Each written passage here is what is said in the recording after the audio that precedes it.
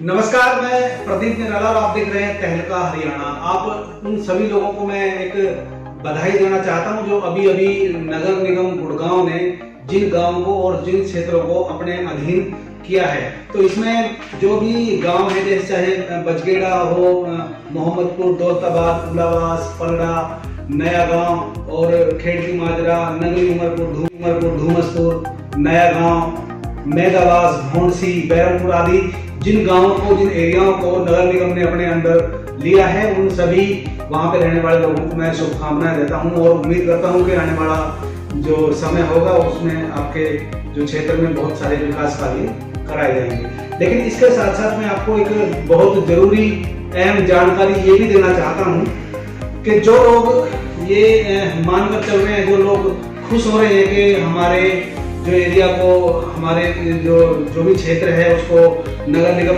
गुड़गांव ने अपने अधीन कर दिया है, तो यहाँ पे एक तुरंत ही यहाँ पे जो विकास कार्यों की जो फन तरीके से काम यहाँ पे शुरू हो जाएगा। लेकिन ऐसा बिल्कुल हरगिज नहीं है। गुड़गांव को करीब 8 साल पहले जो नगर निगम बना था, यहाँ पे दूसरी ये योजना चल रही है चुनाव के बाद में, जो यहाँ पे जो पार्षद बने थे, मेयर बने थे, तो यहाँ पे बहुत सारे जो क्षेत्र हैं अभी भी ऐसे हैं जहाँ पर विकास के नाम की एक ईंट तक नहीं लगी है।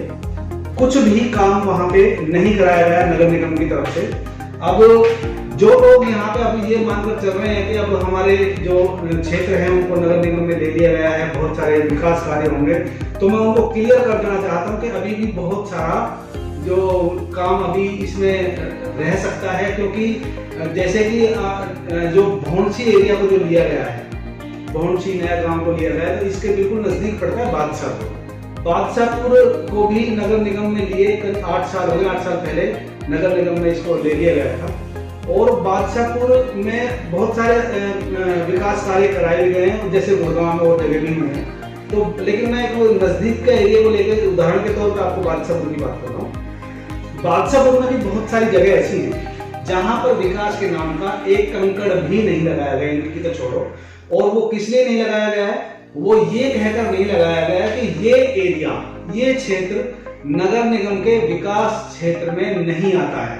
हालांकि वहां पे रहने वाले लोगों ने वोट भी दी और जो भी वहां के जो पार्षद बने वहां का उनको सपोर्ट भी की, मतलब कि वोट के टाइम पे तो वो क्षेत्र नगर निगम का एरिया था। लेकिन जब वहां पर विकास कार्य कराने की बात की गई तो वहां पर यह कह दिया गया नगर निगम के द्वारा या वहां के पार्षद के द्वारा कि ये एरिया विकास क्षेत्र में नहीं आता है नगर निगम के, इसलिए यहाँ पर ये काम नहीं कराया जा सकता।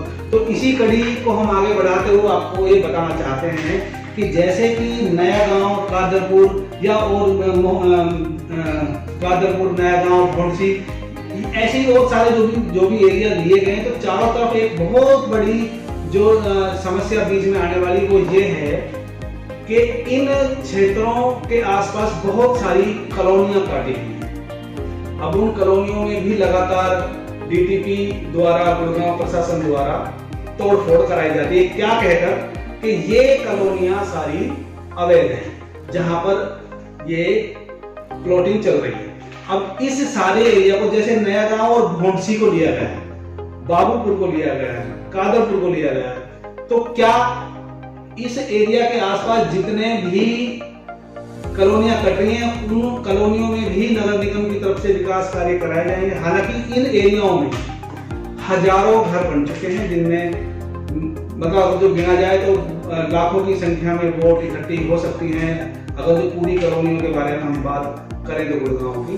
लेकिन अगर ये वोटिंग के टाइम पे जब मेयर या पार्षद चुने जाएंगे तब तो इनकी वोट जरूर मान्य होगी, डाली जाएगी। लेकिन क्या इन कॉलोनियों में जो रहने वाले जो लोग वोट करेंगे अपने पसंदीदा नेता को, तो क्या उसके बाद में वो नेता उनके वहां पे विकास कार्य करा पाएगा? तो ये एक बहुत बड़ा क्वेश्चन मार्क है कि आने वाले दिनों में जो लोग अभी खुश हो रहे हैं कि हमारा एरिया को नगर निगम गुड़गांव में ले लिया गया, तो क्या आने वाले दिनों में वहां पे विकास कार्य उनके नेताजी करा पाएंगे या नहीं करा पाएंगे? ये बहुत बड़ा विषय है। तो मैं उन सभी क्षेत्र के लोगों को ये बताना चाहता हूँ कि इसमें आप ये ना सोचें कि हमारा जो क्षेत्र है, हमारा जो गांव है, उसको नगर निगम में शामिल कर लिया गया है तो अब हमारे बल्ले बल्ले होने वाली है। ऐसा बिल्कुल नहीं है। इसके लिए आपको बहुत सारी मेहनत करने की अभी भी जरूरत है, एकता दिखाने की जरूरत है। पैसा भी आपका खर्चा होगा, समय भी खर्चा होगा, और सबसे बड़ी बात है एकता। अगर जो आपने एकता दिखा के इन कॉलोनियों को अवैध से, जो अभी अवैध कहा जाता है प्रशासन की तरफ से, सबसे पहला काम होगा आपको इन अवैध कॉलोनियों को वैध कराने। उसके बाद ही आप सोचना कि नगर निगम आपके यहाँ पे कोई विकास काम करा पाएगा। वरना तो मुझे लगता नहीं कि यहाँ पे एक जो नगर निगम की तरफ से एक ईंट भी लगाई जाएगी।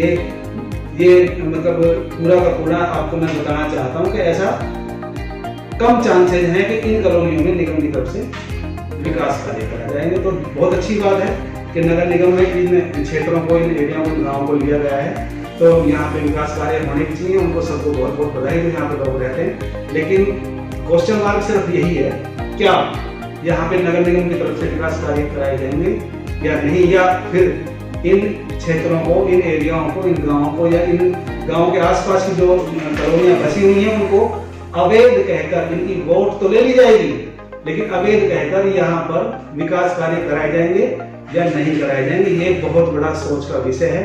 तो अभी करीब 1.25 साल बचे हुए नगर निगम के चुनाव को। तो चुनाव से पहले मैं उन सभी कॉलोनी के लोगों से अपील करना चाहता हूँ, तहलका हरियाणा की तरफ से, कि आप लोग अभी से ही अपनी इस कार्रवाई में मेहनत करें, कार्रवाई शुरू कर दें, ताकि जो यहाँ पे हजारों जो घर बने हुए हैं जिनमें लाखों लोग रह रहे हैं, इन क्षेत्रों को अवैध से वैध दर्जा दिया जाए, ताकि यहाँ पे चुनाव होने के तुरंत बाद यहाँ की जो सड़कें हैं, गलियां हैं, खंभे, लाइट, पानी, सारी सुविधाएं नगर निगम की तरफ से आपको सुचारू रूप से दी जाए। तो बस इसी के साथ मैं आपसे विदा लेता हूँ। आपका दोस्त, आपका भाई प्रदीप निराला। ऐसे ही आप हमारे चैनल को पसंद करते रहिए, हमारा हौसला बढ़ाते रहिए, और हमारे हौसला बढ़ाने के लिए आपको सिर्फ तहलका हरियाणा के जो नीचे लाल रंग में सब्सक्राइब लिखा हुआ है, इसको सब्सक्राइब कर दीजिए, ताकि हमारा हौसला, हमें इससे कोई फायदा नहीं होता है। बहुत से लोग सोचते होंगे हमें पैसा मिलता नहीं, ऐसा नहीं है, सिर्फ हमारा हौसला बढ़ता है। और सब्सक्राइब करने के बाद में आप इसको लाइक और कमेंट्स जरूर कीजिए हमें कि आपको ये हमारी जानकारी, सूचना कैसी लगी। नमस्कार। अगर हमारी ये न्यूज़ आपको पसंद आई हो तो नीचे जो लाल रंग में जो सब्सक्राइब लिखा हुआ है उसको सब्सक्राइब का बटन दबाएं, लाइक करें, कमेंट्स करना बिल्कुल न भूलें, और हमारी इस न्यूज़ को ज़्यादा से ज़्यादा लोगों तक शेयर करके पहुँचाएं।